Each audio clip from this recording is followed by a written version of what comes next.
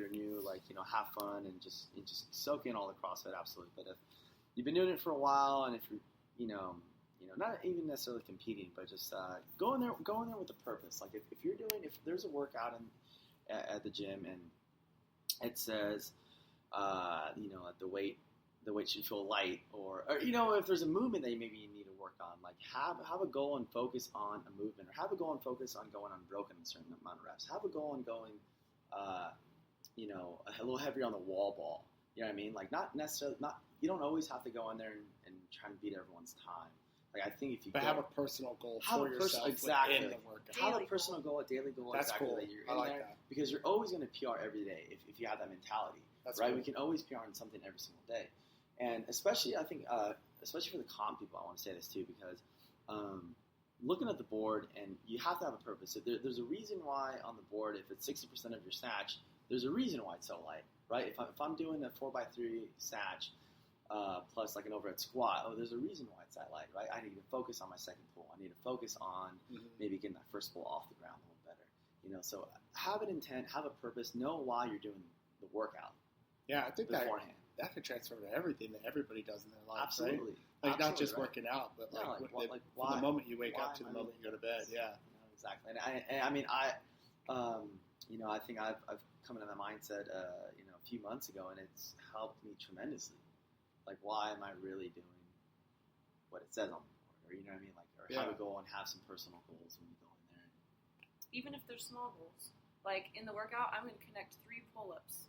Exactly. Something small. It doesn't have to be something big. Yeah. It doesn't have to be going up in a weight. It doesn't have to be anything like that. It could just be, I want to connect 3 pull-ups today every time I go up to the bar in the workout. Something small. That. Exactly. Yeah. Or like Alex the other day, right? Al, right? She's never done 21 unbroken thrusters before. Yeah. And I was like, come on, you can absolutely do it. And when she does 21 unbroken, it's a PR. Boom, and there it is. Boom, there it is. So she's like, already she's happy with the workout. The workout's not even over, and she's already happy. Yeah. Exactly. I didn't care about my Fran time. She's like, I did 21 unbroken pull-ups. And Yolanta the other day took 21 unbroken pull-ups.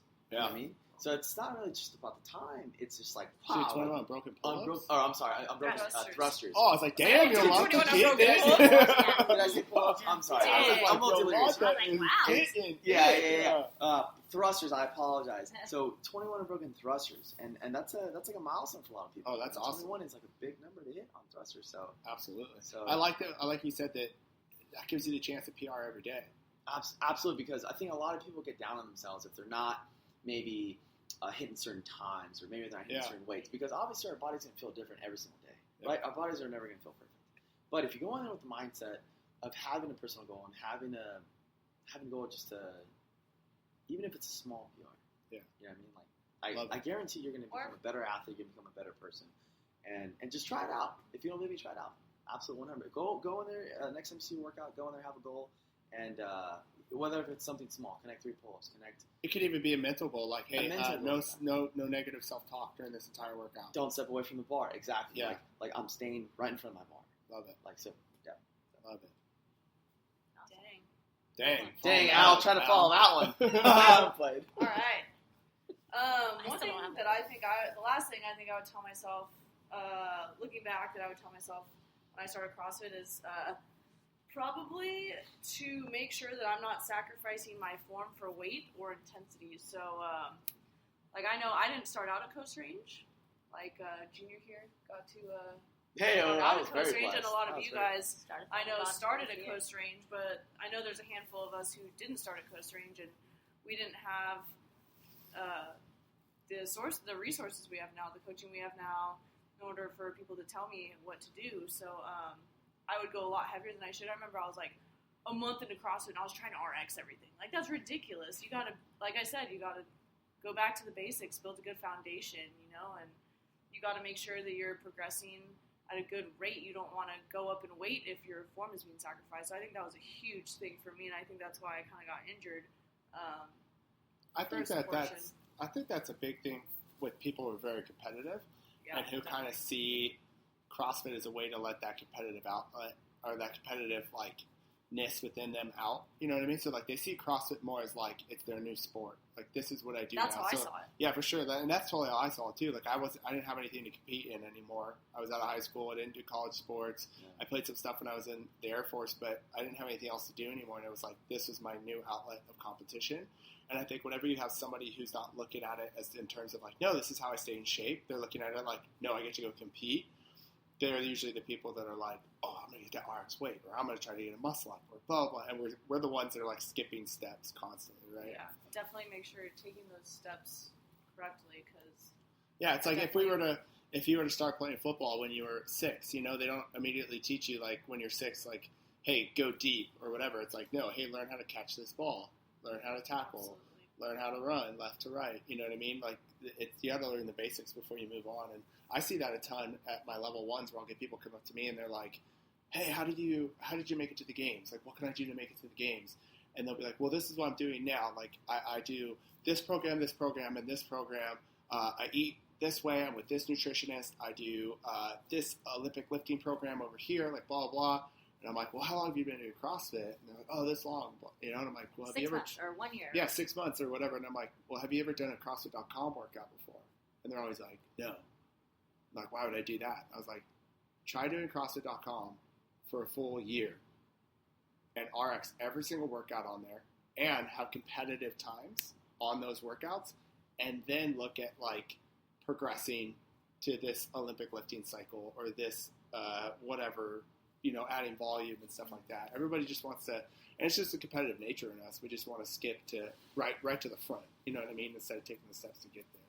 Like going hard and going fast, just like all Right in, at the get-go. All in, right at the get-go. Yeah. It's not how it is. Even with workouts, like I remember in the beginning, like I tried to do, since we were talking about Fran, for my first Fran time, I probably should not have RX Fran whatsoever. Like there was no way that I was ready for that, and it took me like 13 minutes. Oh, shit. Like, but that's not Solid the way. No Fran time time. cap on But that it's one. like how we say at the gym as coaches when we explain a workout. It's supposed to feel a certain way. Fran is not supposed to take 13 minutes. It's supposed to Oh, take yeah, Meg felt that the four. other day. It's supposed to take sub 4 minutes. So you want to make sure that when we're doing the workouts that you're feeling that particular feeling for that particular workout. Of course, like I knew that I could probably lift 65 pounds. Yeah, that's totally what you do, too. Exactly. Is you don't look at it in terms of like, How the oh, workouts how feel. should 65 pounds feel? You go like, I could do 65. I could do 65, so I did it. That was Yeah. a horrible, horrible decision. Oh, man. So just making sure, like, I did that better. Making sure I didn't lift heavy too soon, especially on lifts and stuff like that. All right. I'm ready. I'll go to the last one. Okay, You've cool. had I've had my minute. I was going to stall some more, but... No, we're good. So I think the last one, which we've touched on a little bit. We talked about mobility, talked about going back to the basics, all those types of things. I came into CrossFit with an injury. So I came in with a shoulder that had been, I don't even know, cut open, redone, sewed up, made tighter.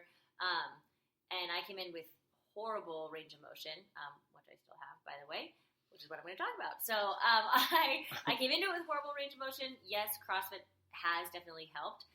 Just hanging on a bar, things like that has broken up some of that scar tissue and helped a little bit. But it hasn't fixed it. And I think I kind of came into it thinking, oh, well, if I just start working out again, or I'm moving in all these different ways, my range of motion will come back, or my strength in that shoulder will come back without doing any added, specific strength or mobility or doing all the exercises that physical therapists have told me. That people have told you or, over and over and over yeah, again to all do. of those things.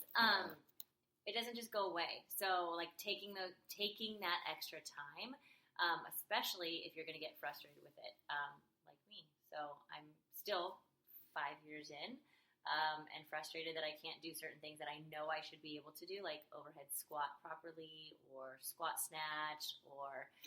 And, I mean, who knows if you'll ever be able to do those movements Right. fully, too. Because, I mean, you had a surgically repaired shoulder. And Shoulder. Shoulder. I hate that word. Surgically repaired That's a tongue shoulder. twister. That's Sure impressive. did. That's a tongue twister. And so, I mean, who knows what that thing would look Right. like even with full range of motion, but there's definitely some range of motion that can still be gained. Out Yes. of it. Yeah. And, Absolutely. And strength. And I think that I just haven't taken the time. So that I mean, I think that's something that I wish I would have told myself, that, look, take the time, and you could hopefully be a lot further than you are after 5 years with everything. So is this you telling yourself that Yeah. now? Oh, here we go. Just reminding her. Let I the gotta journey do it. 5 begin. years later. Let the Let journey the begin. journey begin. Oh, the It's on tape painful now. Or journey what's this called? Podcast. begins. I don't Everybody know what to knows. call this anymore. It's not on tape. Yeah. That dated me. Made me old. So one common thing I think that we all said was nutrition. Was that I think we all agree that is something that should be pretty serious there. Do you guys have any tips for anybody with nutrition stuff? If they're like, man, I don't even know where to begin, or let's say you have somebody who's like, okay, I know I don't eat well, but it's really good. Cereal's just really good, right, Junior? Absolutely. And like, they're just like, what are some easy things that you think that people can do to fix their nutrition? Like nothing crazy, just. I think the biggest thing. This is, I think I provide a pretty good resource because I've been in a lot of people's positions. I used to weigh 280 pounds. So yeah, I asked Judy for a picture of him in difficult it is to kind of give away food, even now. Just kidding, but seriously. Well, the biggest thing I can say is like if you're eating an excessive amount of something, let's say you like to drink 4 sodas a day. We'll just say that. Take one away. It's very simple. You take something and you moderate, just reduce it just down a little bit. I'm Mexican, right? So my mom used to always make tortillas, and I used to eat like 5 of those a day. I reduced to 4 a day, and slowly the next few weeks you reduce it down to 3. And so not going cold turkey. Yeah, I mean, going cold turkey can work just for a handful of people. I wouldn't suggest that. But the biggest thing is how fast you want your results to show. Like if you want to, okay, I can, because anybody can go on a diet, right? You know, and I say that in quotations, but it's really a lifestyle change that we're looking for. Yeah. And again, if you're okay with losing weight, in 6 months and you want to see this progression, that's absolutely fine. But of course, if you want to speed that process up, then we can start getting into like, okay, let's dial on your nutrition really well. Yeah, I noticed too the people that usually lose the weight the fastest gain it back the quickest too as well. Yeah. The people who usually lose the weight or the body fat the slowest are usually the ones that maintain that for the longest. Right, absolutely. Yeah. Yeah. So again, it doesn't have to be a drastic event. You know what I mean? It's just whatever you notice that you eat a lot of, just reduce it just a little bit more. You can still eat it throughout the day. That's fine. Cool. Just reduce it down a little bit more. Like ice cream. I used to have a bowl, I swear to God, a bowl of ice cream every single night. Nice. For a long time. Hell yeah. First started dating. I swear. There's nothing in her fridge. I was like, there's a ketchup bottle. Today. There's a slice of ham. And then there is like you open up the freezer and there's just like a Ben and Jerry's. There's like a Baskin Robbins. Like she has like a mobile Baskin Robbins in her house. Oh my god! I don't know why I would eat healthy throughout the whole day, and I had to have that bowl of ice cream at the end of the day. It's like a reward or something. So do you still do that? Absolutely not. Oh, I thought you were going to say no. Absolutely. She's been so well. Honestly, she's been so. That was my start. Honestly, just not eating the ice cream, and to be completely honest, it was really freaking hard. It is. It was kind of crazy. It is. So yeah, just cutting out one thing, even just one thing out of your day that you normally eat that probably isn't the best thing for you. It adds up. It adds up. And I think for a lot of people that I know, I mean, I don't know, I haven't really done a whole like nutrition makeover, but I know in talking to people and in Wes and him working with a lot of like a variety of people, he's given a lot of good advice. And if you have a hard time or you've tried in the past cutting something out and it doesn't really work for you, or you have a really hard time with that, or you always go back to it, or whatever it is, I know he gives a lot of advice just adding in something healthy. So instead of having to take away, because it's that feeling, right, Al, like you were saying, like, oh, it was so hard, like, to not have what I wanted, just adding in something that's better for you. So sure, for like a while, you can still have your ice cream every night or whatever it is, but let's add in green vegetables at every single meal or something like that. And then usually what ends up happening is that becomes a routine, and then you start to switch a little bit more. And as you're adding in those healthy things, you're full, right? And so you start taking out some of those unhealthy things, which I know can be easier. Taste buds start changing and everything. All of a sudden, sweet stuff starts becoming less desirable And the bitter stuff that people usually don't like the vegetables and stuff, actually start becoming more desirable over time. Absolutely. It takes 30 days for your taste bud to change. If you eat like a sweet potato, it's like, yeah. So we were amazing, talking about like, that at Thanksgiving the other night. Megan was making a sweet potato casserole thing, and it called for like 4 cups of sugar. Literally 4 cups of sugar. 4 cups of sugar, brown sugar, white sugar, Yeah. Vanilla extract. all this stuff. And Megan was talking about it, and like,